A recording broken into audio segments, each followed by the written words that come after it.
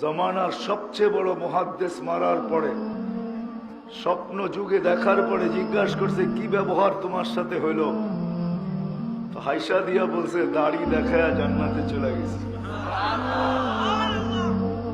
জিজ্ঞাসা করছে দাড়ি দেখায়া মানি? আল্লাহ জিজ্ঞাসা করছিল কি নিয়ে আসছ? আল্লাহকে বলছি কিছু নিয়ে আসি না, সাদা দাড়ি নিয়ে আসছি। আল্লাহ জিজ্ঞাসা করছে এত লম্বা জীবন আর সাদা দাড়ি, এত লম্বা জীবনের বিনিময়ে সাদা দাড়ি হয়তো হয় কি করে? তো বলছে কেন আপনি জিবরিলকে বলেন না? জিবরিল মুহাম্মদুর রাসূলুল্লাহ সাল্লাল্লাহু আলাইহি ওয়াসাল্লামকে বলেন নাই? উনি আবু হুরায়রাকে বলেন নাই? আবু হুরায়রা অমুককে বলেন নাই? পুরা সনদ শুনায়া বলছে আমি শুনছি নিজের কানে আপনি নাকি সাদা দাড়ি দেখলে লজ্জা পান।